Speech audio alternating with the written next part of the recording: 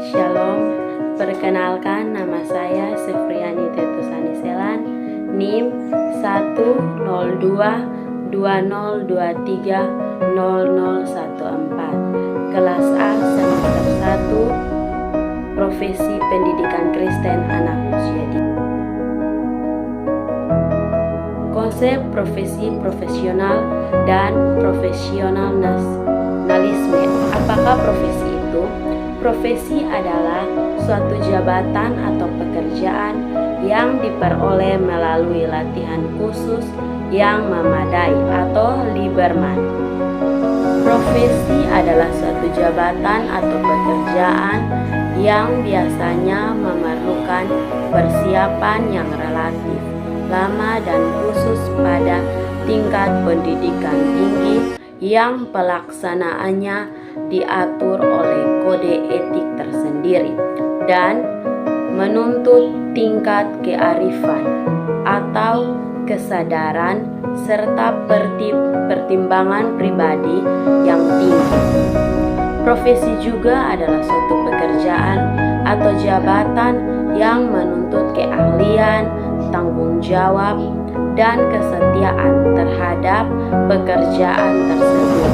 Profesi itu pada hakikatnya adalah suatu pernyataan atau janji terbuka bahwa seseorang akan mengabdikan dirinya kepada suatu jabatan atau pekerjaan dalam arti biasa karena orang tersebut merasa terpanggil untuk menjabat pekerjaan itu. Makna pengertian di atas disyaratkan bahwa yang pertama, hakikat profesi adalah suatu pernyataan atau suatu janji terbuka. Pernyataan profesional mengandung makna terbuka yang sungguh-sungguh yang keluar dari lubuk hatinya. Yang kedua, profesi mengandung unsur pengabdian. Suatu profesi bukan bermaksud untuk mencari keuntungan bagi dirinya sendiri, tetapi untuk mengabdi pada masyarakat. Profesi itu harus berusaha menimbulkan kebaikan, keberuntungan, dan kesempurnaan, serta kesejahteraan bagi masyarakat. Yang ketiga, profesi adalah suatu jabatan atau pekerjaan. Dalam pengertian profesi telah tersirat adanya suatu keharusan kompetensi agar profesi itu berfungsi dengan sebaik-baiknya. Oleh sebab itu, mempunyai fungsi sosial yakni pengabdian kepada masyarakat. Sebenarnya profesi itu adalah suatu lembaga yang mempunyai otoritas yang otonom karena didukung oleh yang pertama spesialisasi ilmu sehingga mengandung arti keahlian. Yang kedua, kode etik yang direalisasikan dalam melaksanakan profesi karena hakikatnya ialah pengabdian kepada masyarakat. Yang ketiga, yang menjaga jabatan itu dari penyalahgunaan oleh orang-orang yang tidak kompeten dengan pendidikan serta sertifikasi mereka yang memenuhi syarat-syarat yang diminta.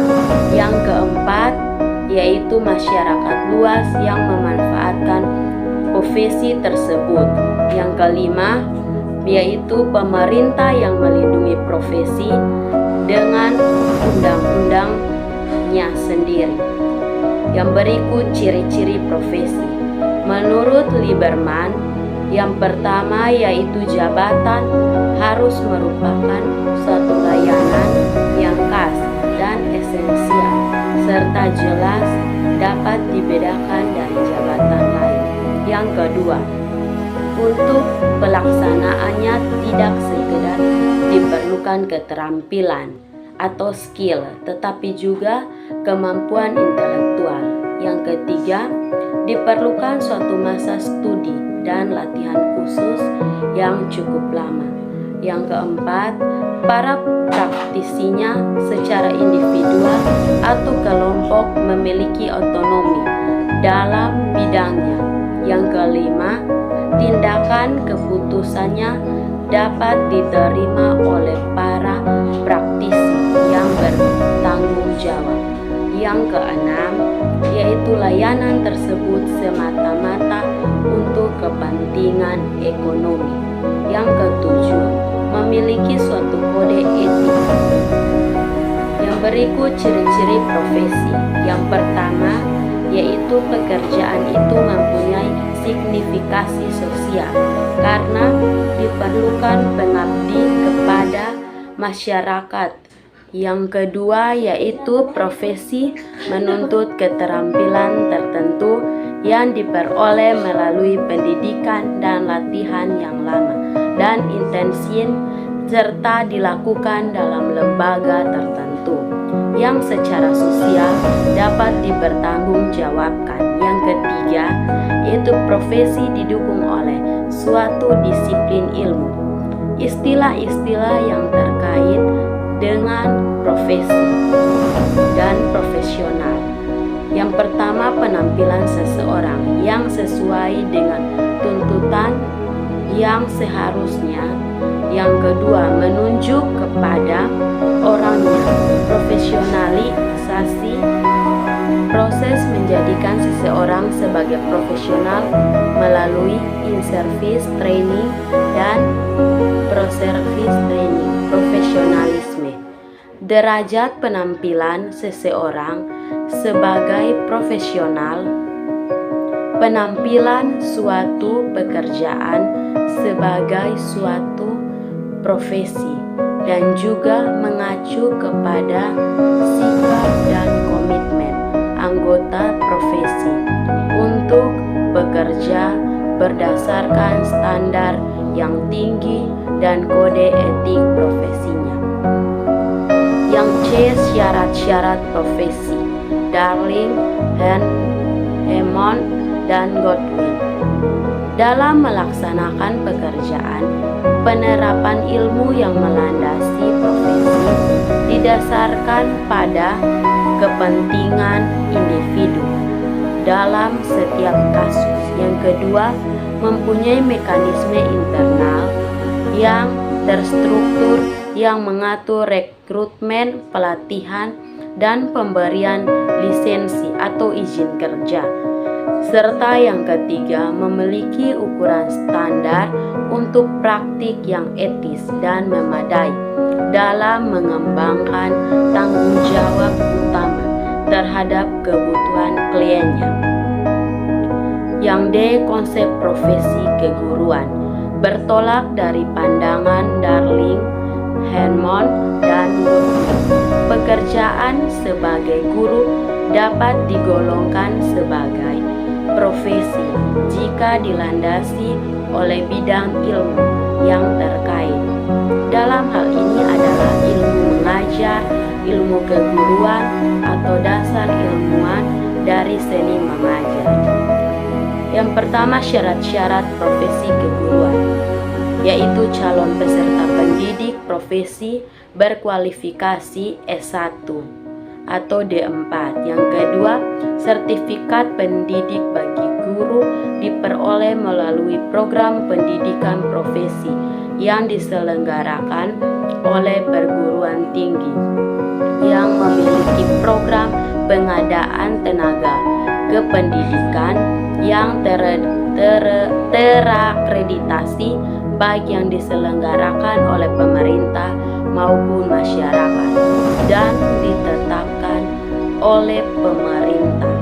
Yang ketiga, yaitu sertifikasi pendidikan bagi calon guru harus dilakukan secara objektif, transparan, dan akuntabel. Yang keempat, yaitu jumlah peserta didik program pendidikan profesi setiap tahun ditetapkan oleh Menteri. Yang kelima, program pendidikan profesi diakhiri dengan uji kompetensi pendidik.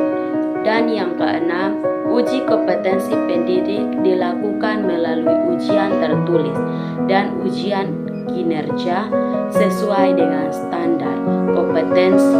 Yang ketujuh, ujian tertulis dilaksanakan secara komprehensif yang mengacu penguasaannya. Yang pertama, wawasan dan landasan kependidikan. Kedua, menteri pelajaran serta secara luas dan mendalam. Yang ketiga, konsep-konsep disiplin keilmuan, teknologi, dan seni. Yang kedelapan, yaitu ujian kinerja dilaksanakan secara holistik dalam bentuk ujian praktik pembelajaran yang mencerminkan penguasaan kompetensi pedagogi, kepribadian, profesional, dan sosial pada satuan pendidikan yang relevan. Jabatan guru sebagai profesi pemerintah telah mensyaratkan untuk menjadi guru minimal harus memenuhi 2 persyaratan, yaitu kualifikasi akademik dan kompetensi. Di samping itu, guru harus memiliki sertifikat pendidik sehat jasmani rohani dan memiliki kemampuan dalam mewujudkan tujuan pendidikan nasional. Kompetensi guru PAUD. Ada 4 kompetensi guru PAUD, yaitu kompetensi pedagogi, kepribadian, sosial, dan profesional. Pertama, kompetensi pedagogi berkaitan dengan ilmu dan keterampilan mendidik, termaksud kemampuan asesmen, merencanakan, melaksanakan proses, dan melakukan evaluasi pembelajaran.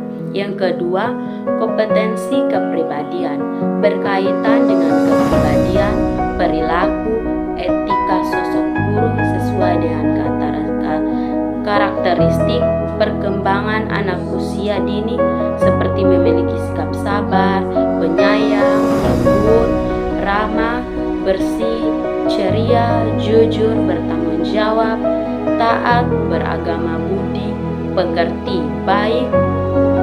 Yang ketiga, kompetensi sosial ialah kemampuan guru berhubungan dengan orang lain, terutama anak, orang tua, siswa, masyarakat sekitar, sesama guru, kepala sekolah, bisa bekerja sama, mampu menjalin komunikasi empatik dengan masyarakat. Yang keempat, kompetensi profesional berkaitan dengan pekerjaan guru. Dalam hal ini, anak usia dini dengan segala kekhususannya seperti kemampuan memahami tugas-tugas perkembangan anak atau kognitif, bahasa, fisik atau motorik, sosial, dan emosi, standar tingkat pencapaian, perkembangan, cara belajar sambil bermain, kemampuan mengasuh dan membimbing anak. Yang kedua, PAUD ideal syarat utama. Guru ideal adalah menyukai anak-anak gembira, anak lari ke sana kemari, suka dan menyambut dunia. Anak-anak dekat dengan anak, menyayangi sepenuh hati. Ia harus totalitas menjadi pendidik dan pengasuh, berkomitmen untuk berpenampilan menarik, berperilaku sebagai guru yang digugu dan ditiru. Ia juga harus rela tidak berpakaian sembarangan seperti artis, tidak perhiasan mencolok, bahkan tidak berkuku panjang, sebab kuku panjang bisa melukai saat menangkap anak terjatuh. Faktor bakat dan pengalaman praktik. Yang pertama, 1 yaitu bakat dan minat menjadi guru. Dengan bakat, meskipun hanya mengenyam pendidikan 1 tahun, bisa disukai anak karena mampu menyajikan pembelajaran secara menyenangkan. Ide-idenya untuk menyajikan sesuatu yang baru dan menarik, seakan tak pernah habis, konsisten dan punya komitmen kuat. Yang kedua yaitu pengalaman lapangan.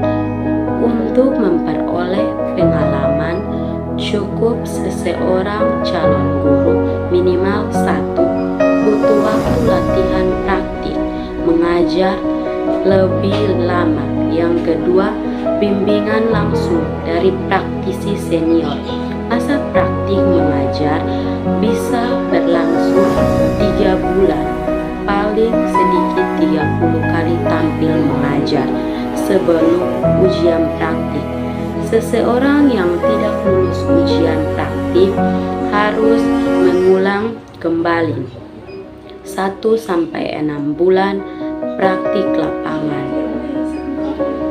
Yang pertama, pergeseran peran guru. Pergeseran utama dalam mendidik terletak pada peran guru, yaitu pola relasi guru dengan lingkungan, terutama terhadap siswa, sesama guru, orang tua atau masyarakat, sekolah, teknologi, dan karir.